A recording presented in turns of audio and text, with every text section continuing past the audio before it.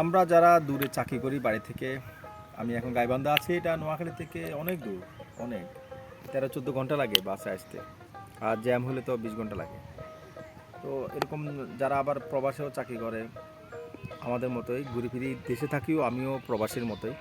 তো আমার মতো এরকম লক্ষ মানুষ কিন্তু নিজ এলাকা ছেড়ে দূরে চাকরি করতে শুধুমাত্র পরিবারের কথা চিন্তা করে, যে দূরে যাই, একটা ভালো স্যালারি পাই, আমার সংসারটা যেন ভালো চলে।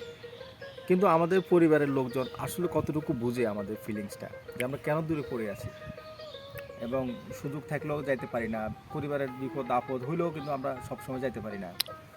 পরিবারে কোনো অনুষ্ঠান হলেও কিন্তু আমরা সহজে যাইতে পারি না, কারণ আমরা তো দূরে থাকি। ছুটিও সব সময় হয় না, আর ছুটি হলেও দূরত্বের কারণে সময় মতো যাইতে পারি না। এমনকি কেউ মারা গেলেও আত্মীয় স্বজনের ভিতরে তাকে যে গিয়ে যে কবরটা দেবো সেই সময়টুকু আমাদের থাকে না, কারণ আমাদের দূরত্ব অনেক বেশি। তো আসলে আমাদের এই কষ্টটা কি আমাদের পরিবারের লোকজন বুঝে? আমার পরিবারের সদস্যদের কাছে, যারা আমরা এরকম দূরে চাকরি করি, ওনাদের সকল পরিবারের সদস্যের কাছে আমার একটাই কথা জানতে চাওয়া, সেটা হচ্ছে যে আমরা যে দূরে চাকরি করি পরিবার ছেড়ে, পরিজন ছেড়ে, আপনারা কি আমাদের সেই ব্যথাটা বুঝেন, ফিল করেন?